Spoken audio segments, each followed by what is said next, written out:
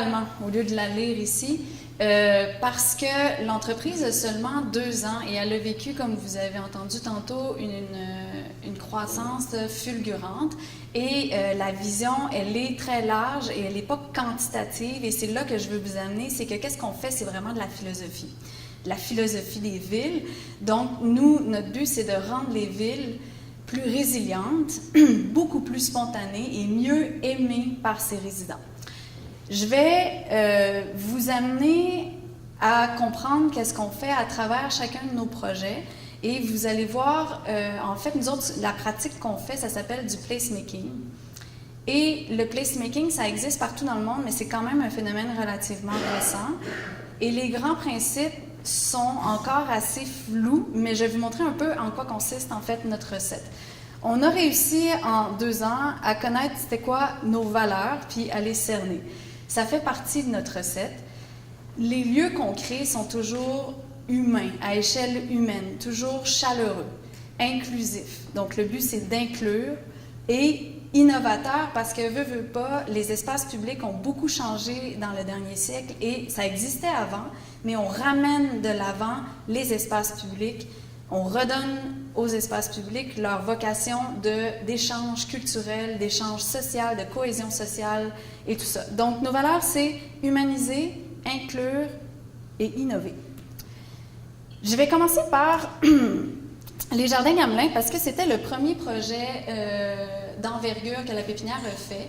Moi, je n'étais pas encore directrice à ce moment-là, donc je le connais un peu moins. Je vous dirais... c'est vraiment un projet emblématique qui a mis la pépinière sur la carte. Et voilà. Donc, en gros, les Jardins Gamelin, c'était le parc Émilie Gamelin.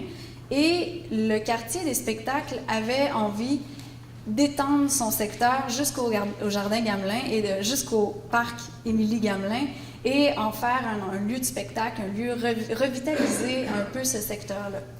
Ce secteur-là avait un écosystème qui était quand même intéressant. Il y avait l'Université de Montréal, l'UQAM, l'Université du Québec à Montréal, la grande bibliothèque, une station d'autobus, hôtel, bureau, etc. Sauf que le parc qui était au centre de ça n'était pas du tout fréquenté, voire ignoré, et même il n'y avait aucune rétention des gens de leur milieu de travail. Ils repartaient le soir, ils repartaient dans leur quartier, puis ils ne restaient pas dans le coin. Et ça, c'était une problématique. Le quartier des spectacles nous a approchés en disant « il faut régler ça, il faut intervenir ».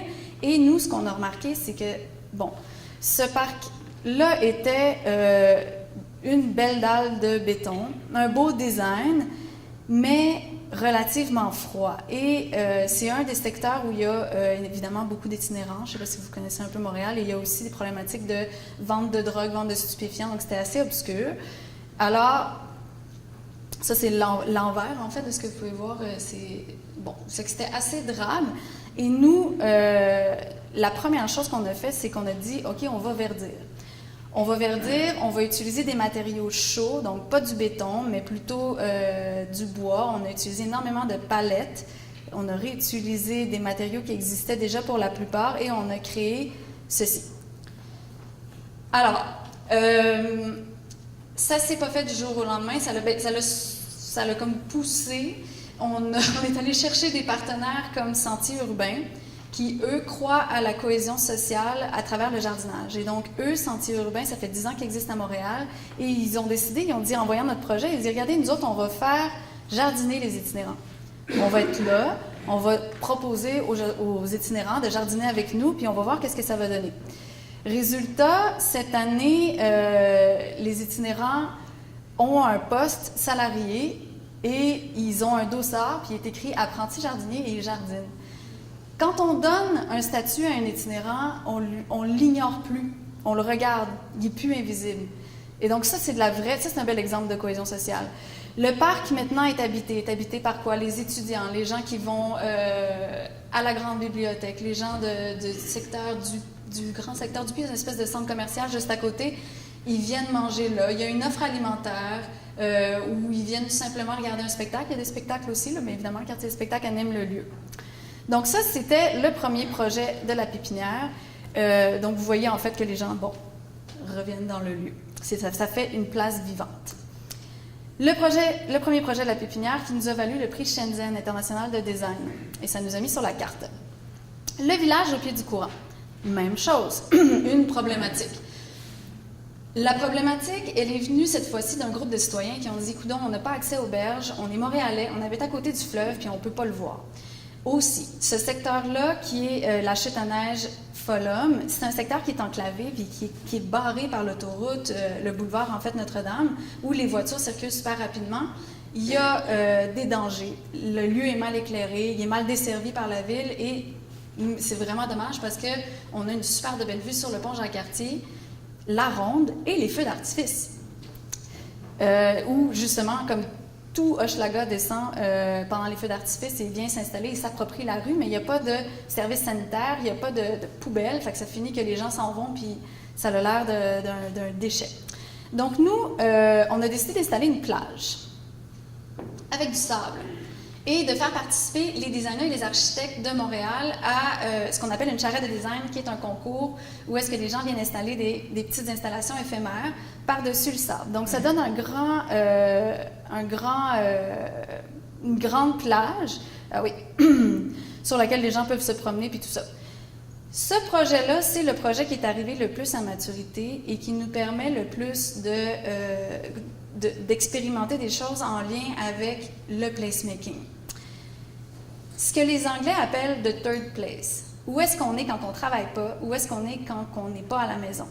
On a essayé de créer ce lieu-là, un lieu qui pouvait inclure le plus de gens possible, qui allait être innovant et qui allait vivre en soi économiquement. Donc, 5 choses dans la programmation. La première, l'offre alimentaire. C'est un secteur qui est désertique nécessairement. Si on veut passer un bon moment ou rester dans un espace suffisamment longtemps, il faut consommer, il faut manger. Donc, dépendamment de la programmation, on avait des gens qui venaient s'installer pour faire de la nourriture. Là, par exemple, je pense que c'était la soirée du Ghana. Des fois, on fait des soirées internationales. Et il y a quelqu'un qui est venu avec un barbecue. Les food trucks sont toujours la bienvenue. Les food trucks, je vous rappelle que c'est vraiment de l'économie locale. Ça appartient vraiment à Montréal et tout ça. Donc, c'est comme ça, c'est de réinvestir dans sa communauté. Des fois, c'est nous qui vendions du maïs, parce que c'était le temps du maïs, pourquoi pas. Et bon, des frites, c'est pas très bon pour la santé. Québec en forme va me taper ses doigts. L'offre culturelle, nécessairement... J'avais dit que j'allais pas monter cette photo-là en plus. Bon, l'offre culturelle, écoutez, c'est simple. On donne des cours de danse, pourquoi pas? On va bouger, on a des jeunes. De toute façon, on n'est pas un lieu fermé. Les jeunes peuvent venir, les vieux peuvent venir, les chiens peuvent venir. Tout le monde peut venir, les pitbulls aussi. Les queers, les pitbulls queer, tout le monde. On a DJ toujours, de la musique live, c'est très important. Projection de films le dimanche. Projection culturelle et sinon, évidemment, les feux d'artifice pendant le mois de juillet, ça c'est un succès total. Les sports et les loisirs, très important. Bon, Québec en forme. La journée du Mexique, on a fait faire des cours de lutte et également des démonstrations de lutte mexicaine. On a toujours, et à chaque dimanche, il y a des cours de yoga. Là, il y en avait juste 5 personnes, mais à la fin de l'été, on était rendu à 200 personnes. On a des photos super impressionnantes de ça. Yoga sur la plage, pourquoi pas. Et évidemment, il n'y a aucune place de stationnement dans aucun de nos lieux à Montréal. Donc, c'est vraiment de la mobilité active qui est comme encouragée, en fait, pour se rendre sur les lieux. On est également situé au bout de la piste cyclable du canal de la Chine. Donc, on est un point. Éducation, sensibilisation, je ne sais pas pourquoi j'ai mis une photo de chien, mais il est beau. On a un musée sur le lieu qui explique comment un citoyen peut se réapproprier son espace. Donc, on est vraiment, il y a un secteur qui est là pour sensibiliser les gens puis éduquer les gens en permanence sur ce lieu-là, et une bibliothèque qui sensibilise aussi sur l'architecture et le design, parce que mine de rien, sans les architectes, sans le design, on n'y arriverait pas à créer ce lieu-là à chaque année. Ils viennent le faire bénévolement, c'est vraiment une activité collective de réappropriation de l'espace citoyen. Donc, aussi, on fait des ateliers de participation citoyenne, comme en ce moment, pas mal, là, c'est pas mal ça. Donc ça fait partie de la programmation. Et la dernière chose, c'est marchands et artisans locaux. On a créé des marchés. un marché tous les dimanches où est-ce que les artisans de Montréal, les artisans locaux, dans certains cas, on a d'autres lieux dans lesquels c'est de la nourriture, mais là, ça avait plus ou moins rapport, la nourriture, parce qu'on est un petit peu loin des secteurs résidentiels. Mais des gugus, n'importe quoi, les gens viennent faire leur vente de garage, puis tout ça. Et ça fait des journées extraordinaires de rencontres sociales. C'est vraiment un succès, c'est vraiment super. Donc, voilà. Ça, c'est le village au pied du courant. C'est sa 3e édition. Et à chaque été, là, c'est là que je veux vous amener un petit peu plus vers l'économie sociale. Ça crée des emplois. L'économie sociale, là, il y a plein de façons d'en parler, puis il y a plein de façons de voir ça. Mais en gros, à chaque fois qu'on investit, l'objectif, c'est jamais de faire en sorte qu'un dollar sorte du pays ou qu'un dollar sorte d'une région que tu veux revitaliser. Donc, nous, on crée de l'emploi avec les gens du secteur. On crée de la richesse en mettant des marchés, en mettant des offres alimentaires, en faisant en sorte que tous les gens, on crée un tissu social, une charpente citoyenne, si on veut. Les gens viennent s'investir dans le projet et ça retourne l'argent sans arrêt. C'est un projet de 760 000 de rentabilité, en fait, mais aussi de dépenses. Il y a pas mal de dépenses aussi. Mais c'est quand même viable. Dévier le trafic naturel local, c'est-à-dire qu'il n'y avait personne qui passait par là avant et là, maintenant, les gens passent par là. Les automobiles étaient très, très agressives dans ce coin-là. Maintenant, on sait qu'ils font un stop beaucoup plus longtemps. C'est plus facile de traverser la rue. Mine de rien, dans une ville, ça compte, ces choses-là. Donc, on a un petit peu détraqué le système par l'intérieur. L'arrondissement nous a beaucoup aidés là-dedans. On a aussi réussi à faire en sorte que le secteur est mieux éclairé tout le temps. Vu qu'il y a une activité, il y a aussi un sentiment de sécurité. Et évidemment, le renforcement du tissu économique local, c'est une activité qui maintenant les citoyens peuvent, on ne peut plus la déloger, elle est là, on est implanté, les gens la redemandent et ça va toujours revenir à moins de quelque chose de grave qui arrive. Les jardineries, le stade olympique. La problématique avec le stade olympique, c'est que c'est un milieu dans l'imaginaire québécois, même montréalais, d'amour et haine. On est fiers de l'avoir, mais en même temps, il a coûté cher, puis on le paye encore. Puis aussi, il a comme déchiré un secteur au complet. C'était un quartier qu'on avait là, puis tout d'un coup, il y a comme une grande dalle de béton. L'été, il fait super chaud. L'hiver, il fait super froid. C'est un corridor de vent. Donc, à quoi qu'il nous sert maintenant, en 2016? On ne sait pas trop. Fait que l'équipe du Stade olympique est venue nous voir en disant « Ça vous tente pas de faire de quoi? Parce que là, il me semble qu'il y a quelque chose à faire. » On a dit oui. On a cette section-là, qui est un secteur enclavé, ça s'appelle le secteur 100, ne sert plus à rien depuis un certain temps. Il est vraiment juste à côté de la station de métro P9. Voici ce que ça a donné. Le plan de match, c'était de revitaliser le secteur, de le rendre vert, de faire un grand jardin. Donc, les jardineries, l'objectif, c'est de faire un grand jardin, un jardin dans lequel on pouvait cultiver les légumes, sensibiliser les gens à la culture des légumes, parce qu'à Montréal, on pense que ça pousse dans une épicerie, et de faire en sorte qu'on puisse faire le circuit le plus court au monde, c'est-à-dire cueillir son légume, le cuisiner et le mettre dans l'assiette du client. Donc, on a fait un restaurant et un bar, et on a fait une programmation avec les mêmes éléments que vous avez vus au village au pied du courant, mais cette fois-ci plus axée sur la sécurité alimentaire d'une certaine façon. Donc, jardinage. On a incité les citoyens à venir jardiner, donc ça leur offre un espace de jardinage qui n'est pas donné à Montréal. Et en ce moment, c'est vraiment le jardin a été tenu tout l'été par des bénévoles, des citoyens et des gens en réinsertion sociale. Ça les fait sourire et ça les rend heureux.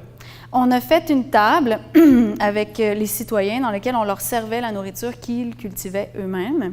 Et d'un autre côté aussi, vu qu'il y a quand même beaucoup de bureaux dans le secteur, on dessert aussi les gens du coin. Donc, la nourriture, toujours aller la prendre le plus possible. C'est sûr qu'on ne fait pas des pains pita, mais on la prend le plus possible dans le jardin. On a une scène culturelle également. Et ça donne ça le soir. Donc, toujours un milieu chaleureux. L'objectif aussi, c'est de déboulonner les mythes autour du stade olympique. L'espèce de relation amour-haine. Aussi, c'est un quartier on est en plein dans Hochelaga. Il y a vraiment un désert alimentaire dans le coin, donc on répond quand même à un besoin. Et la bière, l'alcool qui est vendu, c'est toutes des brasseries du secteur. Donc, voilà, le soir, c'était pour les jardineries. Le marché du Nord. Le marché du Nord, ça, c'est Montréal-Nord qui nous a approchés. Donc, on a pris un secteur dans lequel c'était un désert alimentaire et on a fait un marché public avec des marchands, en fait, seulement du secteur. Donc, ça l'a donné ça. Un marché public où est-ce que les fruits et légumes étaient dans les prix, en fait, du secteur. Ça, c'est un de nos beaux projets. Ça va faire la 3e année, en fait, qu'on le réitère. Donc, vous pouvez voir, en fait, là, je viens de faire le tour de nos 4 projets principaux, mais en tout, on est rendu à 7 projets de réaliser à Montréal.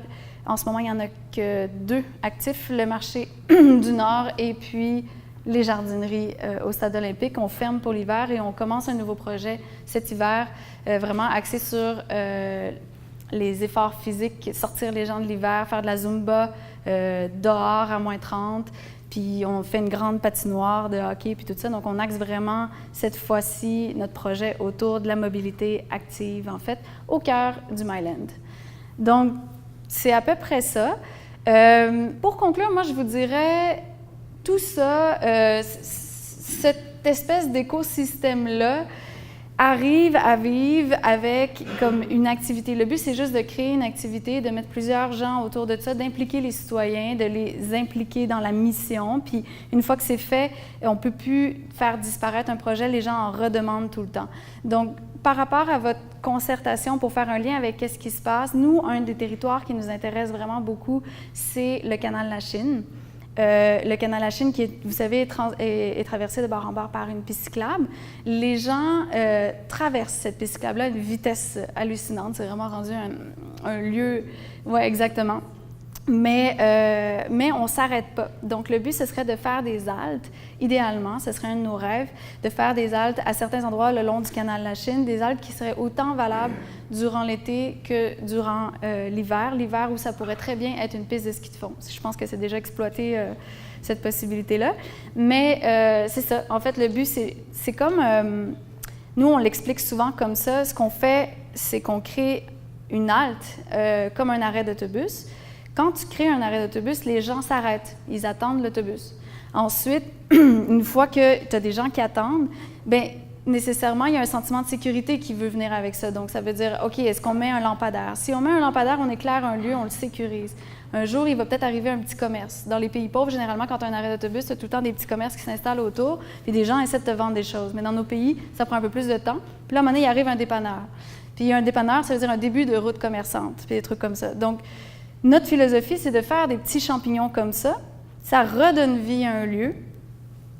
Et là, après ça, on vient de gentrifier, en fait, mais de gentrifier positivement un secteur où est-ce que les gens peuvent sortir, se sentir inclus et tout ça. Donc, voilà.